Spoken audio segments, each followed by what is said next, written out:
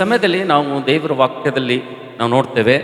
ಯೋಹಾನ್ ಬರೆದ ಸುವಾರ್ತೆ 15ನೇ ಅಧ್ಯಾಯ 16ನೇ ವಚನದಲ್ಲಿ, ನೀವು ನನ್ನನ್ನು ಆರಿಸಿ ತೆಗೆದುಕೊಂಡಿಲ್ಲ, ನಾನು ನಿಮ್ಮನ್ನು ಆರಿಸಿ ತೆಗೆದುಕೊಂಡಿದ್ದೇನೆ ಎಂಬುದಾಗಿ ದೇವರು ಹೇಳ್ತಾ ಇದ್ದೇನೆ ಅಂತ ಹೇಳಿ. ಹಲ್ಲೆಲೂಯಾ. ನೀವು ನನ್ನನ್ನು ಆರಿಸ್ಕೊಂಡಿಲ್ಲ, ಆದರೆ ನಾನು ನಿಮ್ಮನ್ನು ಏನು ಮಾಡಿದ್ದೇನೆ ಅಂದರೆ, ಲೋಕದೊಳಗಿಂದ ಆರಿಸಿ ನಿಮ್ಮನ್ನು ನಾನು ಏನು ಮಾಡಿದ್ದೇನೆ ಅಂದರೆ ತೆಗೆದುಕೊಂಡಿದ್ದೇನೆ, ನೀವು ನನ್ನವರಾಗಿದ್ದೀರಿ ಎಂಬುದಾಗಿ ಇಲ್ಲಿ ದೇವರು ಹೇಳ್ತಾ ಇದ್ದಾನೆ.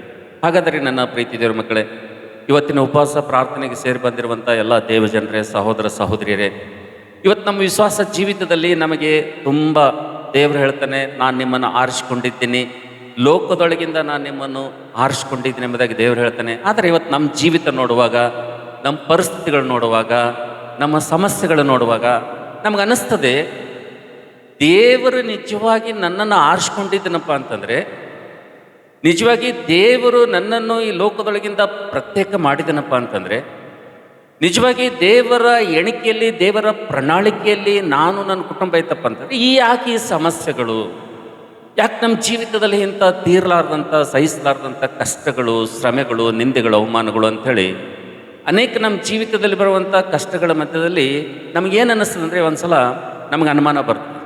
ಏನು ಅನುಮಾನ ಬರ್ತಂದರೆ, ನಿಜವಾಗಿ ದೇವರು ನಮ್ಮನ್ನು ಆರಿಸ್ಕೊಂಡಿದ್ದಾನ, ನಿಜವಾಗಿ ದೇವರು ನಮ್ಮ ಕುಟುಂಬ ಆರಿಸ್ಕೊಂಡನ? ಒಂದು ವೇಳೆ ಆರಿಸ್ಕೊಂಡ್ರೆ ಇಂಥ ಕಷ್ಟಗಳೇ ಆಗಿ ಬರ್ತವೆ. ಒಂದು ವೇಳೆ ದೇವರೇ ಆರಿಸ್ಕೊಂಡಿದ್ದೀನಪ್ಪ ಅಂತಂದರೆ ಇಂಥ ಸಮಸ್ಯೆಗಳಿಗೆ ನಾವು ಯಾಕೆ ಗುರಿ ಆಗ್ತೀವಿ ಅಂಥೇಳಿ ಇಲ್ಲಿ ಕೂಡಿ ಬಂದಿರುವಂಥ ನೀವೇ ಅಲ್ಲ, ಈ ನನ್ನ ಮಾತುಗಳನ್ನ ಕೇಳುವಂಥ ಅನೇಕ ವಿಶ್ವಾಸಗಳ ಜೀವಿತದಲ್ಲಿ ಪ್ರಶ್ನೆ ಕಾಡ್ತದೆ ಅಂತೇಳಿ. ಹಲ್ಲೆಲೂಯಾ. ನನಗೆ ಗೊತ್ತಿಲ್ಲ, ನೀವು ಕೂಡ ಇಂಥ ಪ್ರಶ್ನೆ ಇಟ್ಕೊಂಡು ಇವತ್ತು ದೇವರ ಸನ್ನಿಧಿಗೆ ಬಂದಿರೋದಾದರೆ, ಖಂಡಿತವಾಗಿ ನಾನು ಆರಾಧಿಸುವಂಥ ದೇವರು, ನಾನು ಪೂಜಿಸುವಂಥ ದೇವರು ನಿಮ್ಮ ಪ್ರಶ್ನೆಗೆ ಉತ್ತರ ಕೊಡ್ತೇನೆ ಎಂಬುದಾಗಿ ನಾನು ನಂಬ್ತಾ ಇದ್ದೇನೆ ಅಂತೇಳಿ. ಹಲ್ಲೆಲೂಯಾ. ನೀವು ಸಂದೇಶವನ್ನು ಜಾಗೃತಿಯಿಂದ ಕೇಳಿದ್ರಪ್ಪ ಅಂತಂದರೆ, ನೀವು ದೇವ್ರ ಮಾತುಗಳನ್ನು ಬಹು ಶ್ರದ್ಧೆಯಿಂದ ಒಂದು ವೇಳೆ ಕೇಳಿದ್ರಪ್ಪ ಅಂತಂದರೆ, ಹೇಗೆ ನೀವು ಸಂದೇಶ ಕೇಳ್ತಾ ನೀವು ಅಂತ್ಯ ಭಾಗಕ್ಕೆ ಬರ್ತಿರೋ, ಖಂಡಿತವಾಗಿ ದೇವರು ನಿಮ್ಮಲ್ಲಿರುವಂಥ ಅನುಮಾನವನ್ನು, ನಿಮ್ಮಲ್ಲಿರುವಂಥ ಕನ್ಫ್ಯೂಷನನ್ನು, ದೇವರು ನನ್ನ ಕುಟುಂಬವನ್ನು ಆರಿಸ್ಕೊಂಡಿದ್ದಾನ? ಇಲ್ಲ. ದೇವರು ನನ್ನ ಕುಟುಂಬ ಒಂದು ವೇಳೆ ಆರಿಸ್ಕೊಂಡಿದ್ದರೆ ನನ್ನ ಕುಟುಂಬ ಹೀಗಿರ್ತಿತ್ತ, ನನ್ನ ಪರಿಸ್ಥಿತಿಗಳು ಹೀಗಿರ್ತಾ ಇತ್ತ, ನನ್ನ ಬದುಕು ಹೀಗಿರ್ತೈತ ಅಂತೇಳಿ ಇನ್ನೊಂದು ವೇಳೆ ನಿಮ್ಮ ಜೀವಿತದಲ್ಲಿ ಕೂಡ ಇಂಥ ಅನುಮಾನ ಒಂದು ವೇಳೆ ಕಾಡ್ತಾ ಇತ್ತಪ್ಪ ಅಂದರೆ, ದೇವರನ್ನು ನಂಬಿ ಕೂಡ, ಯೇಸು ಕ್ರಿಸ್ತನನ್ನು ನಂಬಿ ಕೂಡ, ನನ್ನ ಜೀವಿತದಲ್ಲಿ ಬಹಳಷ್ಟು ಸಲ ಸೋಲುಗಳನ್ನು ನಾನು ಅನುಭವಿಸ್ತಾ ಇದ್ದೇನೆ, ನನ್ನ ಜೀವಿತದಲ್ಲಿ ಜಯಕ್ಕಾಗಿ ನಾನು ಹಾತರ ಪಡ್ತೇನೆ, ಆದರೆ ನನಗೆ ಸೋಲುಗಳು ಕಾಣ್ತವೆ ಎಂಬುದಾಗಿ ನಿಮ್ಮ ಜೀವಿತದಲ್ಲಿ ನನ್ನ ಪ್ರೀತಿ ದೇವರ ಮಕ್ಕಳೇ ನೀವು ಕೂಡ ಅಂದ್ಕೊಳ್ತಾ ಇರೋದಾದರೆ, ಇವತ್ತು ಕ್ಲಿಯರ್ ಆಗಿ, ಸ್ಪಷ್ಟವಾಗಿ ದೇವರು ನಿಮ್ಮನ್ನು ಆರಿಸಿಕೊಂಡಿದ್ದಾನ ಅಥವಾ ಆರಿಸಿಕೊಂಡಿಲ್ಲ ಅಂತಕ್ಕಂಥ ಒಂದು ಸುಮಾರು 6 ಗುರುತುಗಳನ್ನು ನಿಮಗೆ ಆತನು ಕೊಡ್ಲಿಕ್ಕಿದ್ದಾನೆ ಅಂತೇಳಿ. ಹಲ್ಲೆಲೂಯಾ. ಆ ಗುರುತುಗಳು ನೀವು ಧ್ಯಾನ ಮಾಡುವಂಥ ಸಂದರ್ಭದಲ್ಲಿ, ಆ ಗುರುತನ್ನು ದೇವರು ಹೇಳುವಂಥ ಸಂದರ್ಭದಲ್ಲಿ ಖಂಡಿತವಾಗಿ ನಿಮಗೆ ಕನ್ಫರ್ಮ್ ಆಗ್ತದೆ, ನಾನು ದೇವರಿಂದ ಆರಿಸಿದಂಥ ಕುಟುಂಬವಾಗಿದ್ದೀನಿ ಅಂತೇಳಿ ನಿಮಗೆ ಕನ್ಫರ್ಮ್ ಆಗ್ತದೆ ಅಂತೇಳಿ. ಹಲ್ಲೆಲೂಯಾ. ಒಂದು ವೇಳೆ ಇಲ್ಲಿ ಹೇಳಿರುವಂಥ ಈ 6 ಸಂಗತಿಗಳು, 6 ಅಂಶಗಳು ನಿಮ್ಮ ಜೀವಿತಕ್ಕೆ ತದ್ವಿರೋಧವಾಗಿತ್ತುಪ್ಪ ಅಂತಂದರೆ, ಖಂಡಿತವಾಗಿ ಅದರಿಂದ ನೀವು ಒಂದು ಪಾಠವನ್ನು ಕಲೀಲಿಕ್ಕಿದ್ದೀರ ಎಂಬುದಾಗಿ ನಾನು ದೇವರ ವಾಕ್ಯದಿಂದ ನಾನು ನಂಬ್ತಾ ಇದ್ದೀನಿ ಅಂತೇಳಿ. ಹಲ್ಲೆಲೂಯಾ. ಹಾಗಾದರೆ ಬನ್ನಿ ನನ್ನ ಪ್ರೀತಿ ದೇವರ ಮಕ್ಕಳೇ, ಇಲ್ಲಿ ಸೇರಿ ಬಂದಿರುವಂಥವರಿಗೆ ಮತ್ತು ನಾನು ದಿನವನ್ನು ಕೇಳುವಂಥವ್ರಿಗೆ ಎಷ್ಟು ಜನರಿಗೆ ಇಷ್ಟ ಇವತ್ತು ನಮ್ಮೊಳಗಿರುವಂಥ ಕನ್ಫ್ಯೂಷನ್ ಹೋಗಬೇಕು, ನಮ್ಮಲ್ಲಿರುವಂಥ ಅನುಮಾನ ಹೋಗಬೇಕು, ಏನು ದೇವರಿಗೆ ನಂಬಿ ನಾವು ದೇವ್ರು ನಮ್ಮನ್ನು ಆರಿಸ್ಕೊಂಡಿದ್ದಾನ, ದೇವ್ರ ಯೋಜನೆ ನಾವು ಇದ್ದೀವ, ಅಥವಾ ಸುಮ್ಮನೆ ಗಾಳಿಗೆ ಗುದ್ದಿ ಮೈ ನೋಯಿಸ್ಕೊಳ್ಳೋ ಹಾಗೆ ನಾವು ಈ ಲೋಕದಲ್ಲಿ ಆ ಕಡೆ ಈ ಕಡೆ ತಿರುಗ್ತಾ ಇದ್ದೀವಿ ಅಂಥೇಳಿ ನಿಮ್ಮ ಮನಸ್ಸಿನಲ್ಲಿರೋದಾದರೆ, ಖಂಡಿತವಾಗಿ ನೀವು ಕೂಡ ಇವತ್ತು ಕನ್ಫರ್ಮ್ ಆಗ್ಬೇಕು, ನಿಮಗೂ ಕೂಡ ದೇವರು ಆರಿಸ್ಕೊಂಡಿದ್ದಾನಪ್ಪ ಅಂತಂದರೆ, ದೇವರು ಆರಿಸ್ಕೊಂಡಂಥ ಮಕ್ಕಳಿಗೆ 6 ಗುರುತುಗಳಿರ್ತವೆ ಅಂತೇಳಿ. ಹಲ್ಲೆಲೂಯಾ. ಭಾಳಷ್ಟು ಗುರುತುಗಳಿರ್ತವೆ, ಆದರೆ ಭಾಳ ಇವತ್ತು ನಾವು ಪ್ರಾಮುಖ್ಯವಾಗಿ 6 ಗುರುತುಗಳನ್ನು ಇವತ್ತು ನೋಡೋಣ. 6 ಗುರುತುಗಳಲ್ಲಿ ಮೊಟ್ಟ ಮೊದಲನೇ ಗುರುತು, ದೇವರು ನಿನ್ನ ಕುಟುಂಬವನ್ನು ಆರಿಸ್ಕೊಂಡಿದ್ದಾನಪ್ಪ ಅಂತಂದರೆ, ದೇವರು ನಿನ್ನನ್ನು ಈ ಲೋಕದಿಂದ ಆತನು ಪ್ರತ್ಯೇಕಪಡಿಸಿದ್ದನಪ್ಪ ಅಂತಂದರೆ, ದೇವರು ಈ ಲೋಕದಿಂದ ನಿನ್ನನ್ನು ಪ್ರತ್ಯೇಕಪಡಿಸಿದ್ದಾನೆ, ತನಗಾಗಿ ತನ್ನ ಯೋಜನೆಯಲ್ಲಿ ನಿನ್ನನ್ನು, ನಿನ್ನ ಕುಟುಂಬವನ್ನು ಆರಿಸ್ಕೊಂಡಿದ್ದಾನಪ್ಪ ಅಂತಂದರೆ, ನಾವು ದೇವ್ರ ವಾಕ್ಯದಲ್ಲಿ ನೋಡ್ತೇವೆ. ಮತ್ತಾಯನ ಬರೆದ ಸುವಾರ್ತೆ 5ನೇ ಅಧ್ಯಾಯ 6ನೇ ವಚನದಲ್ಲಿ ಒಂದು ಮಾತನ್ನು ನೋಡ್ತೇವೆ, ನೀತಿಗೆ ಹಸಿದು ಬಾಯಾರಿದವರು ಅವರು ಧನ್ಯರು, ಅವರಿಗೆ ತೃಪ್ತಿಯಾಗುವುದೆಂಬುದಾಗಿ ದೇವರ ವಾಕ್ಯದಲ್ಲಿ ನೋಡ್ತೇವೆ ಅಂತೇಳಿ. ಹಲ್ಲೆಲೂಯಾ. ನಾವು ನೋಡ್ತೇವೆ, ಮೊದಲನೇ ಗುರುತೇನಪ್ಪ ಅಂತಂದರೆ, ದೇವರು ನಿನ್ನನ್ನು ಆರಿಸ್ಕೊಂಡಿದ್ದಾನಪ್ಪ ಅಂತಂದರೆ, ದೇವರು ನಿನ್ನನ್ನು, ನಿನ್ನ ಕುಟುಂಬವನ್ನು ಈ ಲೋಕದಲ್ಲಿ ಪ್ರತ್ಯೇಕಪಡಿಸಿದ್ದಾನಪ್ಪ ಅಂತಂದರೆ, ದೇವರ ಯೋಜನೆಯಲ್ಲಿ ನಿನ್ನ ಕುಟುಂಬ ಇದೆಯಪ್ಪ ಅಂತಂದರೆ, ನಿನ್ನೊಳಗೊಂದು ಗುರುತಿರ್ತದೆ, ನಿನ್ನೊಳಗೊಂದು ಒಂದು ಸಂಕೇತ ಇರ್ತದೆ. ಅದು ಏನೆಂಬುದಕ್ಕೆ ನೋಡ್ತಾ ಸಂದರ್ಭದಲ್ಲಿ ನೀತಿಗಾಗಿ ನಾನು ಜೀವಿಸ್ಬೇಕಂತಕ್ಕಂಥ ಒಂದು ಹಪಾಪಿ ನಿನ್ನ ಜೀವಿತದಲ್ಲಿ ಇರ್ತದೆ ಅಂತ ಹೇಳಿರಿ. ಹಲ್ಲೆಲೂಯಾ. ನಾನು ನೀತಿವಂತಳಾಗಿ ಲೋಕದಲ್ಲಿ ಬದುಕಬೇಕು, ನಾನು ನೀತಿವಂತನಾಗಿ ಲೋಕದಲ್ಲಿ ಬದುಕಬೇಕು, ನಾನು ನನ್ನ ಕುಟುಂಬ ನೀತಿವಂತರಾಗಿ ಲೋಕದಲ್ಲಿ ನಾವು ಜೀವಿಸಬೇಕು. ನಮ್ಮಲ್ಲಿ ನೀತಿ ಅಂತಕ್ಕಂಥದ್ದಿರಬೇಕು. ನಮ್ಮಲ್ಲಿರುವಂಥ ಸ್ವನೀತಿ ಕೆಲಸ ಮಾಡದೆ, ನಮ್ಮಲ್ಲಿ ದುರ್ನೀತಿ ಕೆಲಸ ಮಾಡದೆ, ನಮ್ಮಲ್ಲಿ ಅವಿನೀತಿ ಕೆಲಸ ಮಾಡದೆ, ನಾವು ದೇವರ ದೃಷ್ಟಿಯಲ್ಲಿ ನೀತಿವಂತರಾಗಿ ಜೀವಿಸಬೇಕೆಂಬುದಾಗಿ ನಿನ್ನ ಹೃದಯದಲ್ಲಿ, ನಿನ್ನ ಮನಸ್ಸಿನಲ್ಲಿ, ನಿನ್ನ ಕುಟುಂಬದಲ್ಲಿ ಒಂದು ವೇಳೆ ಈ ಒಂದು ಮನಸ್ಸು, ಈ ಒಂದು ಆಲೋಚನೆ, ನಾನು ನೀತಿವಂತಳಾಗಿರಬೇಕು, ನಾನು ನೀತಿವಂತನಾಗಿರ್ಬೇಕಂತೇಳಿ ದೇವರಿಗೋಸ್ಕರವಾಗಿ ಒಂದು ನೀತಿವಂತರ ಜೀವಿತ ಜೀವಿಸೋದಕ್ಕೋಸ್ಕರವಾಗಿ ಒಂದು ತಪನ ನಿನ್ನಲ್ಲಿತ್ತಪ್ಪ ಅಂತಂದರೆ, ನಾನು ನೀತಿವಂತಳಾಗಿ ನೀತಿವಂತನಾಗಿ ಲೋಕದಲ್ಲಿ ಜೀವಿಸಬೇಕು ಅಂಥೇಳಿ ನಿನ್ನಲ್ಲಿ ಒಂದು ಆಸೆ ಇತ್ತಪ್ಪ ಅಂತಂದರೆ, ಖಂಡಿತವಾಗಿ ಇದು ಏನು ಗುರುತಪ್ಪ ಅಂತಂದರೆ, ದೇವರು ನಿನ್ನನ್ನು ಆರಿಸಿಕೊಂಡಿದ್ದೇನೆ ಎಂಬುದಾಗಿ ಇದ್ರ ಗುರುತು ಅಂತೇಳಿರಿ. ಹಲ್ಲೆಲೂಯಾ.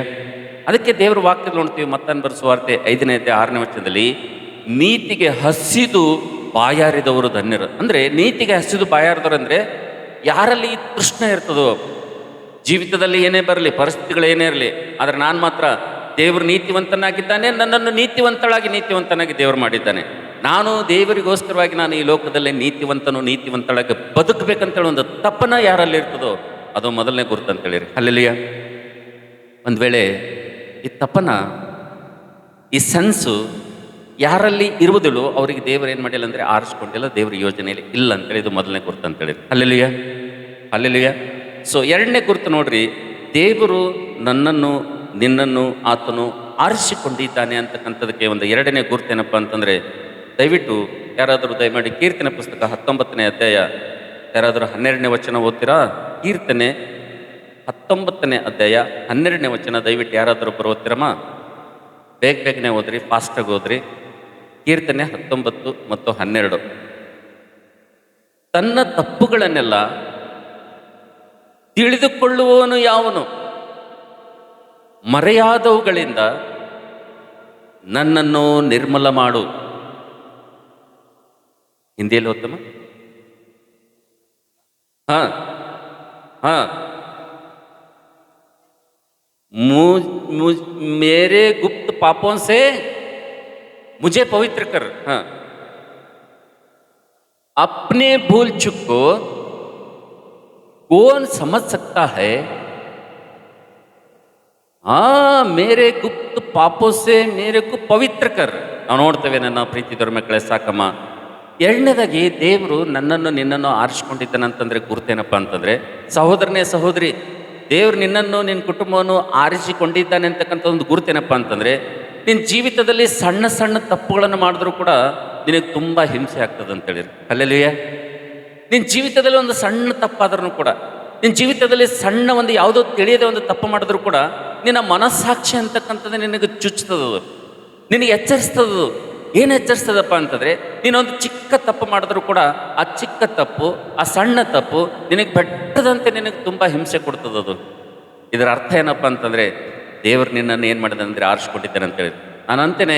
ನಾನು ಹೇಳಲಿಕ್ಕೆ ಇಷ್ಟಪಡ್ತೇನೆ, ಮನಸ್ಸಾಕ್ಷಿ ಅನ್ನೋದಕ್ಕಿಂತ ಪರಿಶುದ್ಧಾತ್ಮ ದೇವರು ನಿನ್ನೊಳಗೆ ಏನು ಇಟ್ಟಿದ್ದಾನಲ್ಲ, ಆ ಪರಿಶುದ್ಧಾತ್ಮ ದೇವರು ನೀನು ಚಿಕ್ಕ ತಪ್ಪು ಮಾಡಿದ್ರು ಕೂಡ, ಒಂದು ಚಿಕ್ಕ ಪಾಪ ಮಾಡಿದ್ರು ಕೂಡ, ಅದು ನೀನು ಬಹಳ ಹಿಂಸೆ ಅನುಭವಿಸ್ತಾ ಇದ್ದೀಯಪ್ಪ ಅಂತಂದರೆ, ಅದು ಪದೇ ಪದೇ ನಿನಗೆ ದೊಡ್ಡದಾಗಿ ಕಾಣ್ತದೆಪ್ಪ ಅಂತಂದರೆ, ದೇವರು ನಿನ್ನನ್ನು ಆರಿಸ್ಕೊಂಡಿದ್ದೇನೆ ಎಂಬುದು ಎರಡನೇ ರುಜು ಎಂಬುದಾಗಿ ದೇವ್ರ ವಾಕ್ಯದಲ್ಲಿ ನೋಡ್ತೀವಿ ಅಂತೇಳಿ. ಹಲ್ಲೆಲೂಯಾ. ನಾವು ನೋಡ್ತೇವೆ, ಅನೇಕರಿಗೆ ಈ ಮನಸ್ಸಾಕ್ಷಿ ಅಂತ ಸತ್ತು ಹೋಗಿರ್ತದೆ. ಅನೇಕರಿಗೆ ನಾವು ನೋಡ್ತೇವೆ ದೇವರ ವಾಕ್ಯದಲ್ಲಿ ಪರಿಶುದ್ಧಾತ್ಮನನ್ನು ದುಃಖಪಡಿಸಬೇಡ್ರಿ ಎಂಬುದಾಗಿ ಹೇಳಿದ್ರು ಕೂಡ ಅನೇಕರಿಗೆ ಪಾಪದ ಪರಿಜ್ಞಾನ ಅಂತಕ್ಕಂಥದ್ದು ಇರಂಗಿಲ್ಲ. ಅನೇಕರು ವಿಶ್ವಾಸಿಗಳಾಗಿರ್ತಾರೆ, ದೇವ್ರ ಮಕ್ಕಳಾಗಿರ್ತಾರೆ, ಬ್ಯಾಪ್ಟಿಸಮ್ ತೊಗೊಂಡಿರ್ತಾರೆ, ಎಲ್ಲ ಮಾಡಿದ್ರು ಕೂಡ ನಾವು ನೋಡ್ತೇವೆ ಅವರು ಪಾಪದ ಮೇಲೆ ಪಾಪ ಮಾಡ್ತಾ ಹೋಗುವಂಥ ಸಂದರ್ಭದಲ್ಲಿ ಅವ್ರ ಮನಸ್ಸಿಗೆ ಸ್ವಲ್ಪನೂ ಅನ್ಸಂಗಿಲ್ಲ, ನಾನು ಪಾಪ ಮಾಡ್ತಾ ಇದ್ದೀನಿ, ನಾನು ತಪ್ಪು ಮಾಡ್ತಾ ಇದ್ದೀನಿ ಅಂತೇಳಿ ಸ್ವಲ್ಪ ಅವ್ರ ಮನಸ್ಸಿಗೆ ಅನ್ಸಂಗಿಲ್ಲ. ಆದರೆ ನಿನಗೂ ಒಂದೇಳೆ ಅನ್ನಿಸ್ತಾ ಇತ್ತು ಅಂತೇಳಿ, ನೀನು ದೇವ್ರ ಮಗಳಾಗಿದ್ಯಾ, ದೇವ್ರ ಮಗನಾಗಿದ್ಯಾ, ನೀನು ಯಾವುದೋ ಒಂದು ಚಿಕ್ಕ ಸಣ್ಣ ತಪ್ಪು ಮಾಡಿದ್ರೂ ಕೂಡ ನಿನಗೆ ಪರಿಶುದ್ಧಾತ್ಮ ದೇವರು, ನೀನು ಅದು ಆ ತಪ್ಪು ಸಹಿಸ್ಕೊಳ್ಳಿಕ್ಕೆ ನಿನಗೆ ಆಗ್ತಾ ಇಲ್ಲ, ನಿನಗೆ ಬೇಚೇನ ಆಗ್ತಾಯಿದೆಯಪ್ಪ ಅಂತಂದರೆ, ಅದು ನಿನಗೆ ಚೆನ್ನಾಗಿ ಕಾಣ್ತಾ ಇಲ್ಲಪ್ಪ ಅಂತಂದರೆ, ಅದು ಗುರುತೇನಪ್ಪ ಅಂತಂದರೆ ದೇವರು ನಿನ್ನನ್ನು ಆರಿಸಿಕೊಂಡಿದ್ದಾನೆ ಎಂಬುದಾಗಿ ದೇವರ ವಾಕ್ಯದಲ್ಲಿ ಎರಡನೇ ಗುರುತು ನಾವು ನೋಡ್ತೀವಿ ಅಂತೇಳಿ. ಹಲ್ಲೆಲೂಯಾ. ಮತ್ತು ಮೂರನೇದಾಗಿ ನೋಡ್ರಿ, ದಯವಿಟ್ಟು ದೇವರು ಆರಿಸ್ಕೊಂಡಂದವ್ರಿಗಿರುವಂಥ ಗುರುತು ಕೀರ್ತನೆ ಪುಸ್ತಕ 42ನೇ ಅಧ್ಯಾಯ 1ನೇ ವಚನ ಯಾರಾದರೂ ದಯಮಾಡೊಬ್ಬರು ಹೋದ್ರೆ, ಮೂರನೇ ಗುರುತು ದೇವರು ನಿನ್ನನ್ನು ಆರಿಸಿಕೊಂಡಿದ್ದಾನೆ ಅನ್ನೋದಕ್ಕೋಸ್ಕರವಾಗಿ ಮೂರನೇ ಗುರುತು ಯಾರಾದರೂ ಓದ್ತೀರಾ ದಯವಿಟ್ಟು?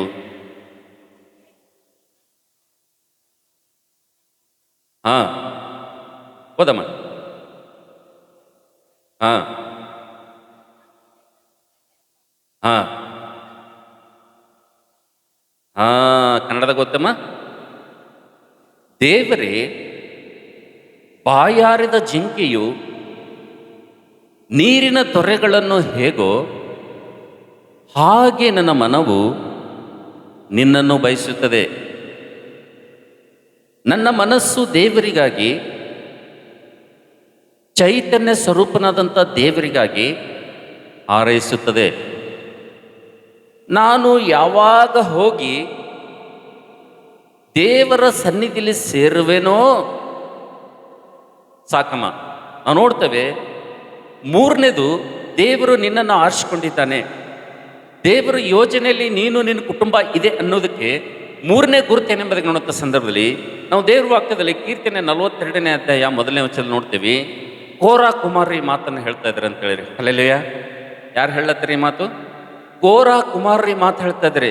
ಏನು ಹೇಳ್ತಾ ಇದ್ದಾರಪ್ಪ ಅಂತಂದ್ರೆ, ದೇವರೇ ಬಾಯಾರಿದ ಜಿಂಕೆ ನೀರುಗಳ ತೊರೆಗಳನ್ನು ಬಯಸಿ ಯಾವ ರೀತಿಗೆ ಓಡಿ ಹೋಗ್ತದೋ, ನೀರಿನ ತೊರೆಗಳನ್ನು ಹುಡುಕಿ ಅದು ಯಾವ ರೀತಿಗೆ ಓಡಿ ಹೋಗ್ತದೋ ಆ ರೀತಿಯಾಗಿ ದೇವರೇ ನಿನ್ನ ಸನ್ನಿಧಿಗೆ ನಾನು ಯಾವಾಗ ಬರಬೇಕು, ನಿನ್ನ ಮಂದಿರಕ್ಕೆ ನಾನು ಯಾವಾಗ ಬರಬೇಕು, ಚೈತನ್ಯ ಸ್ವರೂಪನಾದ ದೇವರ ಸನ್ನಿಧಿಗೆ ಬಂದು ಯಾವಾಗ ಹೋಗ್ಬೇಕು ನಾನು ಅಂತೇಳಿ ಆತನ ಮನಸ್ಸೇನಾಗ್ತದೆ ಅಂದರೆ ಹಾತೊರೀತದೆ ಅಂತೇಳಿ. ಅಲ್ಲೆಲ್ಲೂಯ್ಯ. ಆದರೆ ನನ್ನ ಪ್ರೀತಿ ದೇವ್ರ ಮಕ್ಕಳೇ, ದೇವರು ನಿನ್ನನ್ನು ಆರಿಸ್ಕೊಂಡಿದ್ದಾನಪ್ಪ ಅಂತಂದರೆ ನಿನ್ನಲ್ಲಿರುವಂಥ ಮೂರನೇ ಗುರುತು ಏನಪ್ಪ ಅಂತಂದರೆ ಕೋರಾ ಕುಮಾರ್ನಂಥ ಒಂದು ಗುರುತು ನಿನ್ನಲ್ಲಿ ಕೂಡ ಇರ್ತದೆ ಅಂತೇಳಿರಿ. ಅಲ್ಲೆಲ್ಲೂಯ್ಯ. ಯಾವಾಗ ದೇವರು ನಿನ್ನನ್ನು ಆರಿಸ್ಕೊಂಡಿದ್ದಾನಪ್ಪ ಅಂತಂದರೆ ನೀನು ಕೂಡ ಒಂದು ಅನುಭವದಲ್ಲಿ ಬರ್ತೀಯ, ನಿನಗೂ ಕೂಡ ಈ ಅನುಭವ ಇರ್ತದೆ. ಯಾವಾಗ ದೇವ್ರು ನಿನ್ನನ್ನು ಆರಿಸ್ಕೊಂಡಿದ್ದಾನಪ್ಪ ಅಂತಂದರೆ ಆದಷ್ಟು ಏನಾಗ್ತದಪ್ಪ ಅಂತಂದರೆ ಲೋಕದ ಜನರು, ಲೋಕದ ಸ್ನೇಹಿತರು, ಲೋಕದ ವ್ಯವಹಾರಗಳು ಎಲ್ಲವೂ ನಿನ್ನಿಂದ ದಿನದಿಂದ ದಿನಕ್ಕೆ ಮಾಯವಾಗ್ತಾ ದೂರವಾಗ್ತಾ ಹೋಗ್ತದೆ. ನೀನು ಮಾತ್ರ ದೇವರ ಸನ್ನಿಧಿಗೆ ಹತ್ತಿರವಾಗ್ತಾ ಹೋಗ್ತೀಯ. ನೀನು ಚೈತನ್ಯ ಸ್ವರೂಪನ ಅಂತ ದೇವರೇ, ಪ್ರೀತಿ ಸ್ವರೂಪನ ಅಂತ ದೇವರೇ, ಯಾವಾಗ ನಾನು ನಿನ್ನ ಸನ್ನಿಧಿಲಿ ಬಂದು ಸೇರ್ಬೇಕಂತೇಳಿ ಕೋರಾ ಕುಮಾರ್ ಹಾತೊರಿತಾ ಇದ್ರು, ಆ ಹಂಬಲ ಅವರಲ್ಲಿತ್ತು. ನಾವು ನೋಡ್ತೇವೆ ದೇವರ ಸನ್ನಿಧಿನ ಪ್ರೀತಿ ಮಾಡುವಂಥ ಒಂದು ಹಪಾಪಿ ಅವರಲ್ಲಿತ್ತು.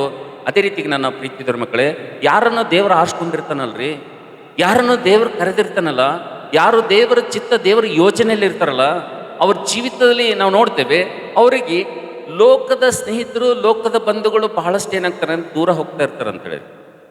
ಲೋಕದ ವ್ಯವಹಾರಗಳೆಲ್ಲ ದೂರ ಆಗ್ತಾ ಇರ್ತವೆ.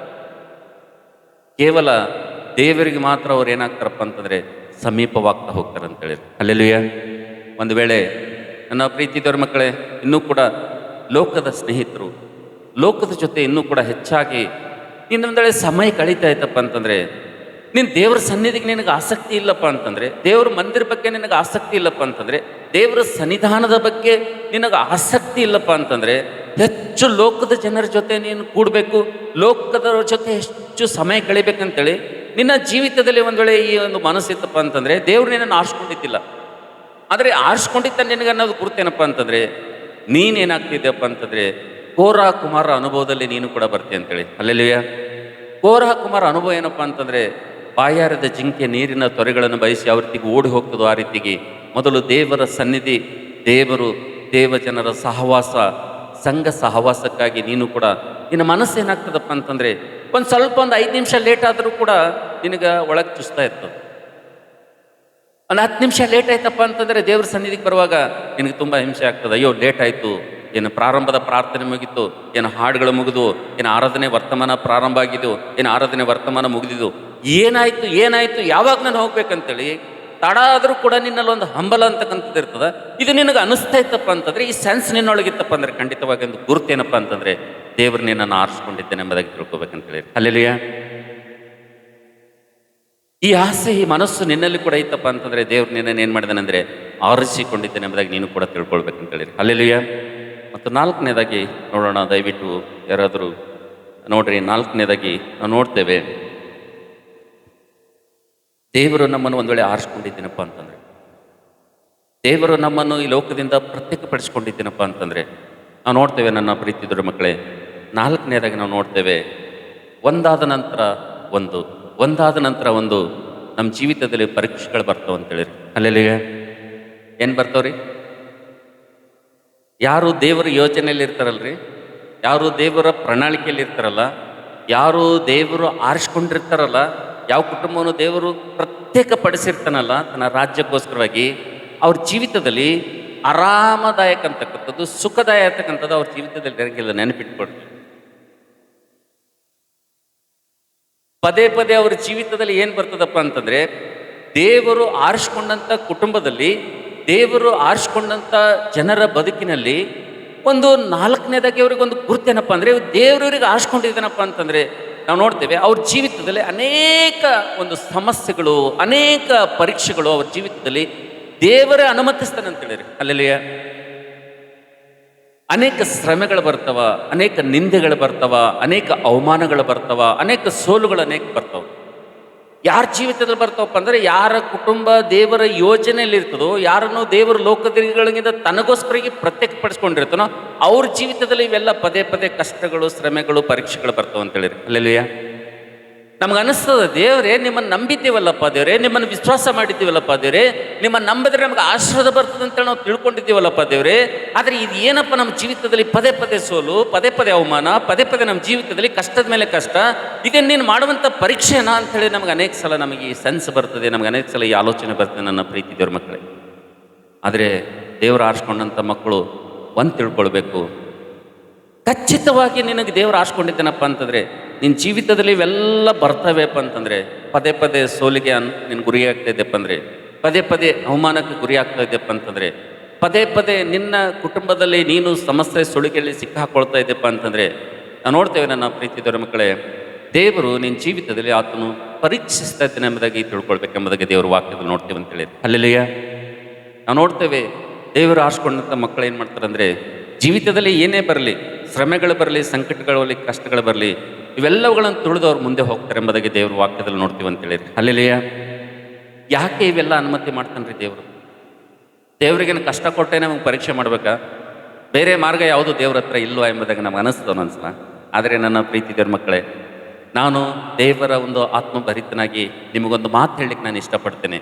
ಯಾಕೆ ದೇವರು ಆರಿಸ್ಕೊಂಡಂಥ ಮಕ್ಕಳ ಜೀವಿತದಲ್ಲಿ ಕಷ್ಟಗಳು ಬರ್ತಾವಪ್ಪ ಅಂತಂದರೆ, ದೇವರು ಆರಿಸ್ಕೊಂಡಂಥ ಮಕ್ಕಳ ಜೀವಿತದಲ್ಲಿ ಅನೇಕ ಸಲ ಸೋಲುಗಳು ಬರ್ತಾವಪ್ಪ ಅಂತಂದರೆ, ದೇವರು ಖುದ್ದಾಗಿ ಅವುಗಳನ್ನು ಯಾಕೆ ಅನುಮತಿ ಮಾಡ್ತಾನೆ ಎಂಬುದಾಗಿ ಅವ್ರ ಜೀವಿತದಲ್ಲಿ ಎಂಬುದಾಗಿ ನೋಡ್ತಿದ್ದಲ್ಲಿ, ನನ್ನ ಪ್ರೀತಿ ದೇವ್ರ ಮಕ್ಕಳೇ, ದೇವರು ನಮ್ಮ ಜೀವಿತದಲ್ಲಿ ದೊಡ್ಡ ಕಾರ್ಯ ಮಾಡಬೇಕಪ್ಪ ಅಂತಂದರೆ, ದೇವರು ನಮ್ಮ ಜೀವಿತದಲ್ಲಿ ದೊಡ್ಡ ಆಶೀರ್ವಾದ ಮಾಡಬೇಕಪ್ಪ ಅಂತಂದರೆ, ದೇವರು ನಮ್ಮ ಜೀವಿತದಲ್ಲಿ ಮಹತ್ತರವಾದಂಥ ಕಾರ್ಯಗಳನ್ನು ಮಾಡಬೇಕಪ್ಪ ಅಂತಂದರೆ, ದೇವರು ನಮ್ಮನ್ನು ಏನು ಮಾಡ್ತಾನಪ್ಪ ಅಂತಂದರೆ, ಹಲವು ಸ್ಥಿತಿಗತಿಗಳ ಮಧ್ಯದಿಂದ ನಮ್ಮನ್ನು ತೆಗೆದುಕೊಂಡು ಹೋಗಿ ನಮ್ಮನ್ನು ಪರೀಕ್ಷಿಸ್ತಾನೆ.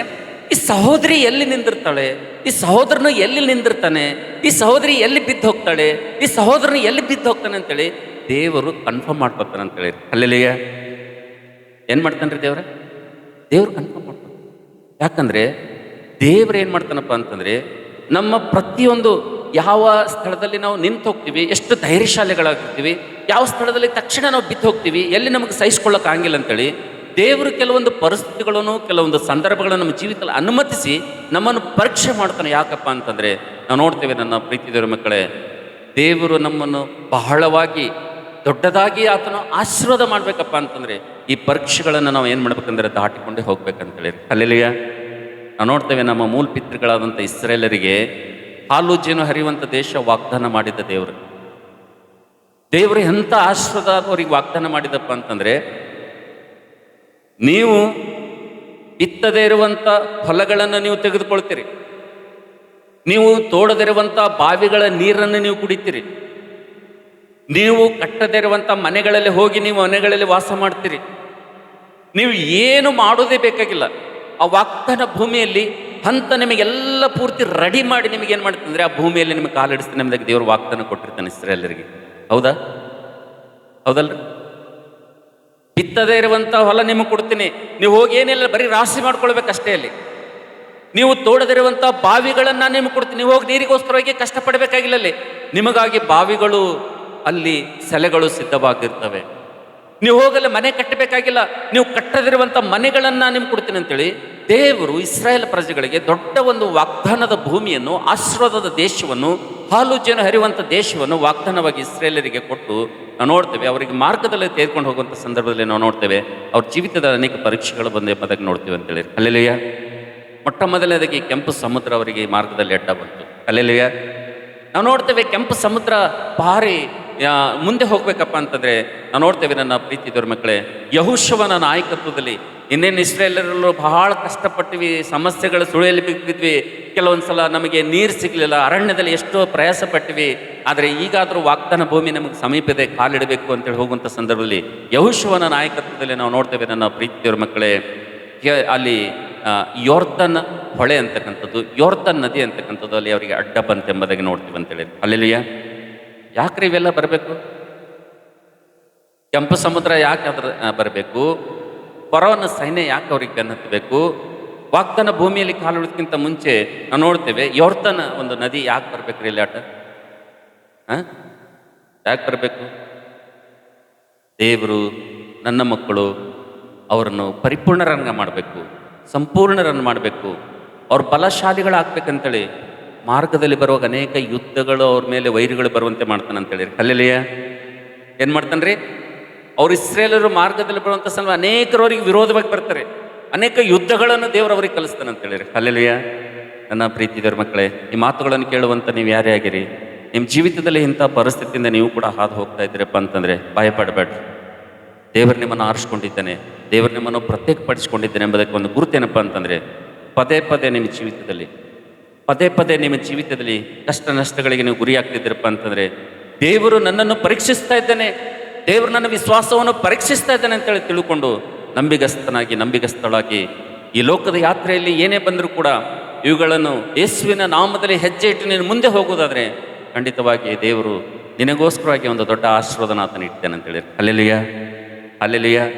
ಇಸ್ರಾಯೇಲರಿಗೆ ಹೇಗೆ ಹಾಲು ಜೇನು ಹರಿಯುವಂಥ ದೇಶ ಇಟ್ಟಿದ್ದನೋ ಅದೇ ರೀತಿಗೆ ಇಲ್ಲಿ ಸೇರಿ ಬಂದಿರುವಂಥ ಎಲ್ಲರಿಗೂ ಕೂಡ ಮತ್ತು ಈ ನನ್ನ ಧ್ವನಿ ಕೇಳುವಂಥ ಪ್ರತಿಯೊಬ್ಬರಿಗೂ ಕೂಡ ದೇವರು ಒಂದು ಅದ್ಭುತವಾದಂಥ, ದೇವರು ಶ್ರೇಷ್ಠವಾದಂಥ ಒಂದು ಅದ್ಭುತವಾದಂಥ ಆಶೀರ್ವಾದವನ್ನು ಆತನ ಇಟ್ಟಿದ್ದಾನೆ ಅಂತೇಳಿ. ಅಲ್ಲೆಲುಯ್ಯ. ಅದನ್ನು ನಾವು ಸ್ವಾಧೀನ ಮಾಡಿಕೊಳ್ಳುವುದರಿಂದ, ಅದನ್ನು ದೇವರು ನಮಗೆ ಕೊಡ್ತಾ ಇರುವುದರಿಂದ, ಅದನ್ನು ದೇವರು ನಮಗೆ ಸಿದ್ಧ ಮಾಡಿರುವುದರಿಂದ ನಾವು ನೋಡ್ತೇವೆ ದೇವ್ರ ಪರೀಕ್ಷೆಗಳನ್ನು ಆತನು ಕೊಟ್ಟು ಕಳಿಸ್ತಾನೆ ಅಂತೇಳಿ. ಅಲ್ಲೆಲುಯ್ಯ. ಅದಕ್ಕೆ ನನ್ನ ಪ್ರೀತಿ ದೇವ್ರ ಮಕ್ಕಳೇ, ನಿಮ್ಮ ಜೀವಿತದಲ್ಲಿ ವಿಶ್ವಾಸಿಗಳಾಗಿ, ದೇವ್ರ ಮಕ್ಕಳಾಗಿ, ದೇವರಿಗೆ ನಂಬಿಗಸ್ತರಾಗಿ ನೀವು ಭಯಭಕ್ತಿಯಿಂದ ಜೀವಿಸ್ತಾ ಇದ್ದರೂ ಕೂಡ ನಿಮ್ಮ ಜೀವಿತದಲ್ಲಿ ಸೋಲು, ನಿಮ್ಮ ಜೀವಿತದಲ್ಲಿ ಅವಮಾನ, ಪದೇ ಪದೇ ನಿಮ್ಮ ಜೀವಿತದಲ್ಲಿ ನೀವು ಒಂದು ವೇಳೆ ಕಷ್ಟದ ಮೇಲೆ ಕಷ್ಟದ ಪಾಲು ನೀವು ಆಗ್ತಾ ಇದ್ದೀರಪ್ಪ ಅಂತಂದರೆ ಭಯಪಡಬೇಡ್ರಿ. ನೀವು ಯಥಾರ್ಥವಂತರಾಗಿ ನಂಬಿಗಸ್ತರಾಗಿ ನೀವು ಪದೇ ಪದೇ ಕಷ್ಟದ ಪಾಲಾಗ್ತಾ ಇದ್ದೀರಪ್ಪ ಅಂತಂದರೆ ನೀವು ಭಯಪಡುವಂಥ ಅವಶ್ಯಕತೆ ಇಲ್ಲ. ಅದು 4ನೇ ಗುರುತೇನಪ್ಪ ಅಂತಂದರೆ ದೇವರು ನಿಮ್ಮನ್ನು ಏನು ಮಾಡಿದನಪ್ಪ ಅಂತಂದರೆ ಆತನು ಆರಿಸಿಕೊಂಡಿದ್ದಾನೆ, ನಿಮಗಾಗಿ ಪ್ರತ್ಯೇಕವಾದಂಥ ಕಾರ್ಯವನ್ನು ಮಾಡುವಂಥವನಾಗಿದ್ದಾನೆ, ನಿಮಗೋಸ್ಕರಾಗಿ ಮಹತ್ತರವಾದಂಥ ಕಾರ್ಯವನ್ನು ಆತನು ಮಾಡುವಂಥವನಾಗಿದ್ದಾನೆ, ನಿಮಗಾಗಿ ಶ್ರೇಷ್ಠವಾದಂಥ ಆಶೀರ್ವಾದವನ್ನು ಆತನು ಬಚ್ಚಿಟ್ಟಿದ್ದಾನೆ. ಅದಕ್ಕೋಸ್ಕರಾಗಿ ನನ್ನ ಪ್ರೀತಿ ದೇವ್ರ ಮಕ್ಕಳೇ, ನಮ್ಮ ಜೀವಿತದಲ್ಲಿ, ನಿನ್ನ ಜೀವಿತದಲ್ಲಿ ದೇವರು ಆರಿಸಿಕೊಂಡಿದ್ದಾನೆ, ಪ್ರತ್ಯೇಕಪಡಿಸಿದ್ದಾನೆ ಅನ್ನೋದಕ್ಕೆ 4ನೇ ಗುರುತೇನಪ್ಪ ಅಂತಂದರೆ ಸಣ್ಣ ಜೀವಿತದಲ್ಲಿ ಪದೇ ಪದೇ ಕಷ್ಟಗಳು ಬರ್ತಾ ಇದ್ದಾನೆ ಅಂದರೆ ಭಯಪಡಬೇಡ್ರಿ.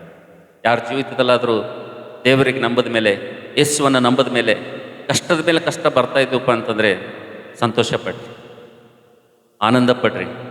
ಸ್ವಲ್ಪ ದಿನಗಳಲ್ಲೇ ನಿಮ್ಮ ಇತಿಹಾಸ, ನಿಮ್ಮ ಚರಿತ್ರೆ, ನಿಮ್ಮ ಸ್ಥಿತಿ ಎಲ್ಲವೂ ಕೂಡ ದೇವರು ಬದಲಾವಣೆ ಮಾಡ್ತಾನೆ ಅಂತೇಳಿರಿ. ಅಲ್ಲೆಲುಯ್ಯ. ಯಾಕೆಂದರೆ ನನ್ನ ದೇವರು ಆತನು ಬದಲಾವಣೆ ಮಾಡುವಂಥ ದೇವರಾಗಿದ್ದಾನೆ ಅಂತೇಳಿರಿ. ಅಲ್ಲೆಲುಯ್ಯ. ನಾವು ನೋಡ್ತೇವೆ ನನ್ನ ಪ್ರೀತಿ ದೇವ್ರ ಮಕ್ಕಳೇ, ಇದು 4ನೇ ಗುರುತಾದರೆ 5ನೇ ಗುರುತು ನೋಡ್ರಿ ದಯವಿಟ್ಟು. ಒಂದು ವೇಳೆ ದೇವರನ್ನು ನಂಬದ ಮೇಲೆ ವಿಶ್ವಾಸ ಜೀವಿತದಲ್ಲಿ ಹೋಗುವಂಥ ಸಂದರ್ಭದಲ್ಲಿ ನಿಮ್ಮ ಜೀವಿತದಲ್ಲಿ ನೀವು ಪರ್ಸಿಕ್ಯೂಷನ್ಗೆ ಒಳಗಾಗ್ತಾ ಇದ್ದೀರಪ್ಪ ಅಂತಂದರೆ, ನೀವು ಹಿಂಸೆಗೆ ಒಳಗಾಗ್ತಾ ಇದ್ದೀರಪ್ಪ ಅಂತಂದರೆ, ನಿಮ್ಮ ಜೀವಿತದಲ್ಲಿ ಯಾಕಪ್ಪ ದೇವರೇ ಈ ಒಂದು ಹಿಂಸೆ, ಯಾಕಪ್ಪ ದೇವರೇ ಈ ಒಂದು ಹಿಂಸೆ ನನ್ನ ಜೀವಿತದಲ್ಲಿ, ಈ ಒಂದು ಭಯಂಕರವಾದಂಥ ಪರಿಸ್ಥಿತಿಗಳು ಯಾಕೆ ಎಂಬುದಾಗಿ ನಿಮ್ಮ ಜೀವಿತದಲ್ಲಿ ಒಂದು ಕಡೆ ಅನ್ನಿಸ್ತಾ ಇತ್ತಪ್ಪ ಅಂತಂದರೆ, ನನ್ನ ಪ್ರೀತಿ ದೇವ್ರ ಮಕ್ಕಳೇ, ಸತಾಯಿಸುವಂಥವ್ರು, ಕಷ್ಟ ಕೊಡುವಂಥವ್ರು,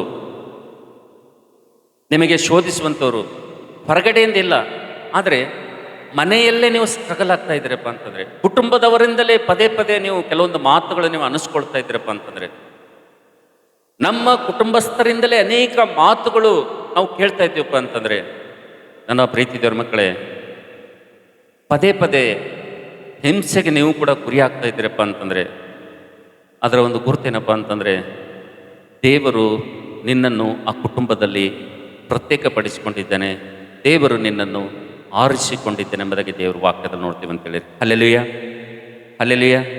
ನನ್ನ ಪ್ರೀತಿ ದೇವ್ರ ಮಕ್ಕಳೇ, ಯಾರಾದರೂ ನಿಮ್ಮ ಕುಟುಂಬದಲ್ಲಿ ನಿಮ್ಮವರೇ ನಿಮ್ಮ ಮನಸ್ಸನ್ನು ನೋಯಿಸುವಂಥ ಮಾತುಗಳು ನಿಮಗೊಂದು ವೇಳೆ ಆಡ್ತಾ ಇದ್ರಪ್ಪ ಅಂತಂದರೆ, ನಿಮಗೆ ಕಣ್ಣೀರು ತರಿಸುವಂಥ ಮಾತುಗಳು ನಿಮ್ಮ ಫ್ಯಾಮಿಲಿಯಲ್ಲಿ, ನಿಮ್ಮ ಕುಟುಂಬದಲ್ಲಿ ಒಂದು ವೇಳೆ ನಿನಗೆ ಬರ್ತಾ ಇತ್ತು ಅಂತೇಳಿ, ಒಂದು ಕನ್ಫರ್ಮ್ ಏನು ಗೊತ್ತಾ, ಅದು ಗುರುತೇನು ಗೊತ್ತಾ, 5ನೇದಾಗಿ ದೇವ್ರನ್ನೇ ನಾನು ಆರಿಸ್ಕೊಂಡಿದ್ದೇನೆ ಎಂಬುದಾಗಿ ನೋಡ್ತೀವಿ. ಹಲ್ಲೆಲೂಯಾ. ಇದಕ್ಕೆ ಬೈಬಲಿಂದ ಉದಾಹರಣೆ ಕೊಡ್ಲಿಕ್ಕೆ ನಾನು ಇಷ್ಟಪಡ್ತೇನೆ, ವಾಕ್ಯ ರೆಫರೆನ್ಸ್ ಕೊಡ್ಲಿಕ್ಕೆ ನಾನು ಇಷ್ಟಪಡ್ತೇನೆ. ವಾಕ್ಯ ಇಲ್ಲದೆ ನಾನು ಹೇಳಲಿಕ್ಕೆ ಇಷ್ಟಪಡಂಗಿಲ್ಲ. ನಾವು ನೋಡ್ತೇವೆ ಮೊದಲನೇ ಸಮಯಲ್ ಪುಸ್ತಕದಾಗ ಹನ್ನಳು ನಾವು ನೋಡ್ತೇವೆ, ಪ್ರತಿದಿನ ಆಕೆ ಕಣ್ಣೀರನ್ನು ಸುರಿಸ್ತಾ ಇದ್ದಾಳೆ ಅಂತೇಳಿ. ಹಲ್ಲೆಲೂಯಾ. ಪ್ರತಿದಿನ ಹಿಂಸೆಯನ್ನು ಅನುಭವಿಸ್ತಾ ಇದ್ದಳಕ್ಕೆ, ಪ್ರತಿದಿನ ಕಣ್ಣೀರನ್ನು ಸುರಿಸ್ತಾ ಇದ್ದಳು, ಪ್ರತಿದಿನ ಅವಮಾನವನ್ನು ಎದುರಿಸ್ತಾ ಇದ್ದಳು, ಪ್ರತಿದಿನ ಅನೇಕ ಸಮಸ್ಯೆಗಳ ಒಂದು ಪ್ರಶ್ನೆಗಳ ಸುರಿಮಳೆ ಆಕೆ ತಲೆಯಲ್ಲಿ ಬರ್ತಾ ಇತ್ತು. ಯಾಕೆ ಯಾಕೆ ಯಾಕೆ ನನಗಿಂತ ಪರಿಸ್ಥಿತಿ ಎಂಬುದಾಗಿ ಅನೇಕ ಸಲ ನಾವು ನೋಡ್ತೇವೆ. ಹನ್ನಳ ಜೀವಿತದಲ್ಲಿ ಪರೀಕ್ಷೆ ಅಂತಕ್ಕಂಥದ್ದು ಬಂದಿದ್ದರಿಂದ, ಹಿಂಸೆ ಅಂತಕ್ಕಂಥದ್ದು ಬಂದಿದ್ದರಿಂದ, ಅದು ಹೊರಗಿನವರಿಂದಲ್ಲ, ಅದು ಮತ್ತೊಬ್ಬರಿಂದಲ್ಲ, ಕುಟುಂಬದಲ್ಲೇ ನಮ್ಮ ಕುಟುಂಬದವರೇ ನಮಗೆ ಕಣ್ಣೀರು ಬರೆಸುವಂಥ ಮಾತುಗಳು ಒಂದು ವೇಳೆ ಆಡ್ತಾ ಇದ್ದಾರಪ್ಪ ಅಂತಂದರೆ, ಖಂಡಿತವಾಗಿ ನೀನು ದೇವರ ಯೋಜನೆಯಲ್ಲಿದ್ದೆ ಅಂತ ತಿಳ್ಕೊಬೇಕಂತ ಹೇಳಿ. ಅಲ್ಲೆಲ್ಲೂಯ. ನಾವು ನೋಡ್ತೇವೆ ಹನ್ನಳ ಕಣ್ಣೀರಿಗೆ ಕಾರಣಕರ್ತರು ಯಾರ್ರೀ? ಹೊರಗಿನವರ? ಯಾರು ಯಾರು? ಮನೆಯವ್ರೇ. ಅದಕ್ಕೆ ಇವತ್ತು ಅನೇಕ ಕ್ರೈಸ್ತ ಕುಟುಂಬಗಳ, ಅನೇಕ ವಿಶ್ವಾಸ ಮಕ್ಕಳ ಕುಟುಂಬದಲ್ಲಿ ನಾವು ನೋಡ್ತೀವಿ, ಅನೇಕ ಜನರು ಏನು ಮಾಡ್ತಾ ಇದ್ದಾರಪ್ಪ ಅಂತಂದರೆ, ಕುಟುಂಬದಲ್ಲಿ ಆಡಬಾರ್ದಂಥ ಮಾತುಗಳನ್ನು ಕುಟುಂಬಸ್ಥರೇ ಆಡಿದ್ದರಿಂದ ಇವತ್ತು ಅನೇಕ ವಿಶ್ವಾಸಿ ಮಕ್ಕಳು ಹೃದಯದಲ್ಲಿ ಘಾಸಿಗೊಳ್ತಾ ಇದ್ದಾರೆ, ಅನೇಕರು ನೋವನ್ನು ಅನುಭವಿಸ್ತಾ ಇದ್ದಾರೆ. ಅಯ್ಯೋ, ದೇವರು ನನ್ನನ್ನು ಆರಿಸ್ಕೊಂಡಿರೋದಾದರೆ, ನನ್ನ ಕುಟುಂಬವನ್ನು ಆರಿಸ್ಕೊಂಡಿರೋದಾದರೆ, ದೇವರು ಖಚಿತವಾಗಿ ನಮ್ಮ ಪಕ್ಷದಲ್ಲಿ ಇರೋದಾದರೆ, ದೇವರು ನಿಜವಾಗಿ ಕಾರ್ಯ ಮಾಡೋದಾದರೆ, ಈ ಕಣ್ಣೀರು ನನಗೆ ಯಾಕೆ, ಈ ಹಿಂಸೆ ನನಗೆ ಯಾಕೆ, ಈ ನೋವು ನನಗೆ ಯಾಕಪ್ಪ, ಈ ಅವಮಾನ ನನಗೆ ಯಾಕಪ್ಪ, ಈ ಮನೆಯಲ್ಲಿ ಎಲ್ಲರೂ ಇದ್ದಾರೆ, ನನಗೇನ ಈ ಸಮಸ್ಯೆ, ನನಗೇನ ಈ ಕಣ್ಣೀರು, ನನ್ನ ಜೊತೆನೇ ಇವರು ಹೀಗೆ ಮಾತಾಡ್ಬೇಕಂತೇಳಿ ನಿನಗೂ ಕೂಡ ಒಂದು ವೇಳೆ ಪದೇ ಪದೇ ಇಂಥ ಕಣ್ಣೀರು ಬರ್ತಾ ಇತ್ತಪ್ಪ ಅಂತಂದರೆ, ನಿನ್ನ ಜೀವಿತದಲ್ಲಿ ಇಂಥ ಕಣ್ಣೀರಿನ ಪಾಲು ನೀನು ಕೂಡ ನಿನ್ನ ಕುಟುಂಬಸ್ಥರಿಂದ ನೀನು ಆಗಿದ್ದೀಯಪ್ಪ ಅಂತಂದರೆ ಕನ್ಫರ್ಮ್ ಮಾಡ್ಕೋ. ನೀನು ಕನ್ಫರ್ಮ್ ಮಾಡ್ಕೋ, ದೇವರು ನಿನ್ನನ್ನು ಆತನು ಲೋಕದೊಳಗಿಂದ ಏನು ಮಾಡಿದನೆಂದರೆ ತನ್ನ ರಾಜ್ಯದ ವಾರಸ್ಥನಾಗಿ ನಿನ್ನನ್ನು ಪ್ರತ್ಯೇಕ ಮಾಡಿದ್ದೇನೆ. ಅದಕ್ಕೋಸ್ಕರವಾಗಿ ಈ ಕಣ್ಣೀರು ಎಂಬುದಾಗಿ ನೋಡ್ತೀವಿ ಅಂತ ಹೇಳಿದ್ರೆ. ಅಲ್ಲೆಲ್ಲೂಯ. ಹನ್ನಳಿಗೆ ಹೇಗೆ ನಾವು ನೋಡ್ತೇವೆ ದೊಡ್ಡ ಬಹುಮಾನ ಆಶೀರ್ವಾದ ಸಿದ್ಧವಾಗಿತ್ತು, ಅದೇ ರೀತಿಗೆ ನನ್ನ ಪ್ರೀತಿ ದೇವರ ಮಕ್ಕಳೇ, ನಾವು ಆರಾಧಿಸುವಂಥ ದೇವರ ಆತನು ನಮ್ಮ ಕಣ್ಣೀರನ್ನು ಆತನು ಒರೆಸುವಂಥ ದೇವರಾಗಿದ್ದಾನೆ. ನಮ್ಮ ಕಣ್ಣೀರನ್ನು ಒರೆಸಿ ನಮ್ಮೊಳಗೆ ಆತನು ನಮ್ಮಲ್ಲಿರುವಂಥ ದುಃಖವನ್ನು ತೆಗೆದು ಆತನು ನಮಗೆ ಸಂತೋಷದಿಂದ ಆತನು ಗಂಟಲೆತ್ತಿ ಕುಣಿದಾಡುವಂತೆ ಮಾಡುವಂಥ ದೇವರಾತನಾಗಿದ್ದಾನೆ ಅಂತೇಳಿ. Hallelujah, hallelujah. ಅದಕ್ಕೋಸ್ಕರವಾಗಿ ನಾವು ನೋಡ್ತೇವೆ ದೇವ್ರ ವಾಕ್ಯದಲ್ಲಿ, ನಾನು ಆರಾಧಿಸುವಂಥ ದೇವರು ನನಗೋಸ್ಕರವಾಗಿ ಒಂದು ಬಹಳ ಸತ್ಯವೇದಲು ಒಂದು ಅದ್ಭುತವಾದಂಥ ಮಾತು ಬರೆದಿಟ್ಟಿದ್ದಾನೆ. ನಾವು ನೋಡ್ತೇವೆ, ಸಂಜೆಗೆ ದುಃಖವೆಂಬುದು ನಿಮ್ಮ ಗುಡಾರದಲ್ಲಿ ನಿಮ್ಮ ಮನೆಯಲ್ಲಿ ಬಂದು ಹಿಡಿದುಕೊಂಡ್ರು ಕೂಡ ಮುಂಜಾನೆ ಹರ್ಷದನ್ನು ಕೇಳಿಸ್ತದೆ ಎಂಬುದಾಗಿ ದೇವರ ವಾಕ್ಯದಲ್ಲಿ ನೋಡ್ತೀವಿ ಅಂತೇಳಿ. Hallelujah, hallelujah. ಸಂಜೆಗೆ ದುಃಖವೆಂಬುದು ನಿಮ್ಮ ಮನೆಯಲ್ಲಿ ನಿಮ್ಮ ಗುಡಾರದಲ್ಲಿ ಬಂದು ಇಳಿದುಕೊಂಡು ನಿಮಗೆ ಅಸಮಾಧಾನ ತಂದಿತ್ತಪ್ಪ ಅಂದರೆ, ನಿಮಗೆ ಕಳವಳ ತಂದಿತ್ತಪ್ಪ ಅಂತಂದರೆ, ನಿಮಗೆ ಭಯ ತಂದಿತ್ತಪ್ಪ ಅಂತಂದರೆ, ಪರಿಸ್ಥಿತಿಗಳನ್ನು ನೋಡಿ ಭಯಪಡ್ತಾ ಇದ್ರಪ್ಪ ಅಂತಂದರೆ, ನಾವು ನೋಡ್ತೇವೆ ನನ್ನ ಪ್ರೀತಿ ದೇವರ ಮಕ್ಕಳೇ, ಅದೆಲ್ಲವೂ ಸಂಜೆ ಅಂತೆ, ಅದೆಲ್ಲ ರಾತ್ರಿ ಅಂತೆ. ರಾತ್ರಿ ಆದ ಮೇಲೆ ಹಗಲು ಬರಲೇಬೇಕು. ಅದೇ ರೀತಿಗೆ ನಾವು ನೋಡ್ತೇವೆ, ಈ ಕಷ್ಟಗಳಾದ ನಂತರ, ಈ ಕಣ್ಣೀರಾದ ನಂತರ, ಈ ಹಿಂಸೆ ಆದ ನಂತರ ನಿಮಗೊಂದು ದೊಡ್ಡ ಬಹುಮಾನ ದೇವರು ಸಿದ್ಧಪಡಿಸಿದ್ದಾನೆ ಅಂತ ಹೇಳಿದ್ರೆ. ಅಲ್ಲೆಲ್ಲೂಯ. ಇದು ಗುರುತು ಏನಪ್ಪ ಅಂತಂದರೆ, ದೇವರು ನಿನ್ನನ್ನು ನಿನ್ನ ಕುಟುಂಬವನ್ನು ಆತನ ಆರಿಸ್ಕೊಂಡಿದ್ದೇನೆ ಎಂಬುದಾಗಿ ನೋಡ್ತಾ ಇದ್ದೀವಿ ಅಂತೇಳಿ. Hallelujah, hallelujah. ಕೊನೆಯದಾಗಿ 6ನೇದಾಗಿ ನಾನು ನಿಮಗೆ ಹೇಳಲಿಕ್ಕೆ ಇಷ್ಟಪಡ್ತೇನೆ. 6ನೇದನ್ನು ನೋಡಿ ನಾವೆಲ್ಲರೂ ಕೂಡ ಪ್ರಾರ್ಥನೆಯಲ್ಲಿ ಹೋಗೋಣ. ಕೊನೆಯದಾಗಿ 6ನೇದಾಗಿ ದೇವರು ನಿನ್ನನ್ನು ಆರಿಸಿಕೊಂಡಿದ್ದಾನೆ ಅನ್ನೋದಕ್ಕಾಗಿ ಗುರುತು. ನಾನು ಅಂತೇನೆ ಅನೇಕರ ಒಂದು ಕನ್ಫ್ಯೂಷನ್ ದೂರ ಆಗ್ತಾ ಇದೆ ಅಂತ ನಾನು ಅನ್ಕೋತಾ ಇದ್ದೆ. ಅನೇಕರಿಗೆ ಅನುಮಾನ, ಒಂದು ವೇಳೆ ನನ್ನ ಮಾತುಗಳನ್ನು ಪ್ರಾರಂಭದಲ್ಲಿ ಕೇಳುವಾಗ ನಿಮಗೆ ಅನುಮಾನ ಇತ್ತು, ದೇವರು ನನ್ನನ್ನು ಆರಿಸ್ಕೊಂಡಿಲ್ಲ, ದೇವರು ನನ್ನನ್ನು ಕರೆದಿಲ್ಲ, ದೇವರು ನನ್ನನ್ನು ಪ್ರತ್ಯೇಕ ಪಡಿಸ್ಕೊಂಡಿಲ್ಲ ಅಂತೇಳಿ ಈ ಅನುಮಾನದಿಂದ ಈ ಮಾತುಗಳನ್ನು ಪ್ರಾರಂಭದಿಂದ ಕೇಳುವಂಥ ಸಂದರ್ಭದಲ್ಲಿ ಈ ಸಂದೇಶದ ಕೊನೆ ಭಾಗಕ್ಕೆ ಬಂದಿರುವಂಥ ನಿಮಗೆ ದೇವರು ಮಾತಾಡ್ತಾ ಇದ್ದೇನೆ ಎಂಬುದಾಗಿ ನಾನು ಅಂದ್ಕೊಳ್ತೀನಿ. ಕಾರಣ ಏನಪ್ಪ ಅಂತಂದರೆ, ದೇವರು ತಾನು ಆರಿಸ್ಕೊಂಡಂಥ ಮಕ್ಕಳ ಒಂದು ಗುರುತನ್ನು ಆತನು ಕೊಡ್ತಾ ಹೋಗ್ತಾ ಇದ್ದೀನಿ. ಇಲ್ಲಿ ತನಕ ನಾವು 5 ಗುರುತುಗಳನ್ನು ನಾವು ನೋಡಿದ್ದೇವೆ. ನನ್ನ ಪ್ರೀತಿ ದೇವರ ಮಕ್ಕಳೇ, ಕೊನೆಯದಾಗಿ ದೇವರು ನಿನ್ನನ್ನು ಆರಿಸ್ಕೊಂಡಿದ್ದಾನೆ ಅಂಥೇಳಿ ಒಂದು ಶ್ರೇಷ್ಠವಾದಂಥ ಗುರುತೇನಪ್ಪ ಅಂತಂದರೆ, ಕೊನೆಯದಾಗಿ ಲಾಸ್ಟಾಗಿ ನೀನು ಮಾತ್ರ ಯಾರು ಮಾಡದಿರುವಂಥ ಕಾರ್ಯವನ್ನು ನೀನು ಮಾಡಲು ಮುಂದಾಗ್ತೀಯ ಅಂತೇಳಿ. ಹಲ್ಲೆಲೂಯಾ. ಲಾಸ್ಟ್ ಇದು ಕೊನೆಯದಾಗಿ ನಿನ್ನಲ್ಲೊಂದು ಸ್ವಭಾವ ಇರ್ತದೆ, ನಿನ್ನಲ್ಲೊಂದು ಗುಣಲಕ್ಷಣ ಇರ್ತದೆ. ನೀನು ಅವ್ರು ಮಾಡ್ತಾರೇನೋ, ಇವ್ರು ಮಾಡ್ತಾರೇನೋ, ಅವ್ರು ಪ್ರಾರಂಭ ಮಾಡ್ತಾರೇನೋ, ಇವ್ರು ಪ್ರಾರಂಭ ಮಾಡ್ತಾರೇನೋ ನೋಡಂಗಿಲ್ಲ. ನೀನು ಒಂದು ವೇಳೆ ದೇವರ ಯೋಜನೆಯಲ್ಲಿದ್ದೆಪ್ಪ ಅಂತಂದರೆ, ನೀನು ದೇವರ ಪ್ರಣಾಳಿಕೆಯಲ್ಲಿದ್ದೆಪ್ಪ ಅಂತಂದರೆ, ದೇವರು ನಿನ್ನನ್ನು ಕರೆದಿದ್ದಾನಪ್ಪ ಅಂತಂದರೆ, ನೀನು ಮಾಡುವಂಥ ಕೆಲಸ ಏನಪ್ಪ ಅಂತಂದರೆ, ಯಾರು ಮಾಡ್ತಾರೋ ಬಿಡ್ತಾರೋ ಗೊತ್ತಿಲ್ಲ, ಯಾರು ಪ್ರಾರಂಭ ಮಾಡ್ತಾರೋ ಯಾರು ಪ್ರಾರಂಭ ಮಾಡೋದೋ ಗೊತ್ತಿಲ್ಲ. ಆದರೆ ನೀನೇನು ಮಾಡ್ತೀಯಪ್ಪ ಅಂತಂದರೆ, ಯಾರು ಮಾಡಲಾರದಂಥ ಕೆಲಸವನ್ನು, ಯಾರು ಮಾಡದಂಥ ಕಾರ್ಯವನ್ನು ನೀನು ಮಾಡ್ತೀಯ. ಇದು ಮೊದಲನೇ ಗುರುತು ಅಂತೇಳಿರಿ. ಹಲ್ಲೆಲೂಯಾ. ಬೈಬಲ್ನಲ್ಲಿ ಒಂದು ಉದಾಹರಣೆ ಕೊಡ್ತೀನಿ ನಿಮಗೆ. ನಾವು ನೋಡ್ತೇವೆ ನನ್ನ ಪ್ರೀತಿ ದೇವರ ಮಕ್ಕಳೇ, ಮೊದಲನೇ ಸಮಯಲ್ ಪುಸ್ತಕ 17ನೇ ಅಧ್ಯಾಯದಲ್ಲಿ ಇಸ್ರಾಯೇಲರೆಲ್ಲರೂ ಕೂಡ ಯುದ್ಧ ಭೂಮಿಯಲ್ಲಿ ಇರ್ತಾರೆ ಅಂತೇಳಿರಿ. ಹಲ್ಲೆಲೂಯಾ. ಇಸ್ರಾಯೇಲ್ ಜನರೆಲ್ಲರೂ ನಾವು ನೋಡ್ತೇವೆ ಯುದ್ಧ ಭೂಮಿಯಲ್ಲಿ ಇರ್ತಾರೆ. ಇಸ್ರಾಯೇಲ ರಾಜನಾಗಿರುವಂಥ ಸೌಲನು ಕೂಡ ಯುದ್ಧ ಭೂಮಿಯಲ್ಲಿ ಇರ್ತಾನೆ. ಅಂಥ ಸಂದರ್ಭದಲ್ಲಿ ನಾವು ನೋಡ್ತೇವೆ, ಪ್ರತಿದಿನ ಗೊಲ್ಯಾತನಂತಕ್ಕಂಥ ಮಹಾಬಲಾಢ್ಯನು ಬಂದು ಇಸ್ರಾಯೇಲರಿಗೆ ಸವಾಲನ್ನು ಹಾಕ್ತಾನೆ ಹೋಗ್ತಾನೆ. ಪ್ರತಿದಿನ ಬೆಳಗ್ಗೆ ಬರ್ತಾನೆ, ಇಸ್ರಾಯೇಲ್ ಸೈನ್ಯರಿಗೆ ಒಂದು ಸವಾಲನ್ನು ಹಾಕ್ತಾನೆ. ಏನು ಹಾಕ್ತಾನೆ ಆತನು ಗೊತ್ತಾ? ಏನು ಹಾಕ್ತಾನೆ ಆತನು? ನನ್ನ ಜೊತೆ ಯಾರಾದರೂ ಕಾದಾಡಿದ್ರಪ್ಪ ಅಂದರೆ, ನನ್ನ ಜೊತೆ ಯಾರಾದರೂ ಯುದ್ಧ ಮಾಡಿದ್ರಪ್ಪ ಅಂದರೆ, ಯಾರಾದರೂ ನನ್ನನ್ನು ನೀವು ಸೋಲಿಸಿದ್ರಪ್ಪ ಅಂತಂದರೆ, ನಾವೆಲ್ಲರೂ ನಿಮಗೆ ಗುಲಾಮರಾಗ್ತೀವಿ, ನಿಮ್ಮಲ್ಲಿ ಯಾರಾದರೂ ಇದ್ದಾರೆ ಎಂಬುದಾಗಿ ಆತನು ಸವಾಲು ಹಾಕುವಂಥ ಸಂದರ್ಭದಲ್ಲಿ ನಾವು ನೋಡ್ತೇವೆ ನನ್ನ ಪ್ರೀತಿ ದೇವರ ಮಕ್ಕಳೇ, ಇಸ್ರಾಯೇಲ ರಾಜನು ಕೂಡ ಗುಡಾರದಲ್ಲಿ ಹೋಗಿ ಕೂತ್ಕೊಳ್ತಾನೆ ಅಂತೇಳಿ. ಹಲ್ಲೆಲೂಯಾ. ಇಸ್ರಾಯೇಲ ಸೈನಿಕರು ಆತನ ಮಾತು ಕೇಳಿ ಭಯಪಟ್ಟವರು ಓಡಿ ಹೋಗ್ತಾರೆ ಹಿಂದಕ್ಕೆ ಅಂತೇಳಿ. ಹಲ್ಲೆಲೂಯಾ. ಆದರೆ ನಾವು ನೋಡ್ತೇವೆ ನನ್ನ ಪ್ರೀತಿ ದೇವರ ಮಕ್ಕಳೇ, ದೇವರು ಅಲ್ಲಿ ಯಾರನ್ನು ಆರಿಸ್ಕೊಂಡಿದ್ದೀನಪ್ಪ ಅಂತಂದರೆ, ದೇವರು ಯಾರನ್ನು ನೇಮಕ ಮಾಡಿದ್ದೀನಪ್ಪ ಅಂತಂದರೆ, ನಾವು ನೋಡ್ತೇವೆ ನನ್ನ ಪ್ರೀತಿ ದೇವರ ಮಕ್ಕಳೇ, ದೇವರು ಆರಿಸ್ಕೊಂಡಂಥ ವ್ಯಕ್ತಿ ಅಲ್ಲಿ ದಾವೀದನೇ ಎಂಬುದಕ್ಕೆ ದೇವರು ವಾಕ್ಯದಲ್ಲಿ ನೋಡ್ತೀವಿ ಅಂತೇಳಿ. ಹಲ್ಲೆಲೂಯಾ.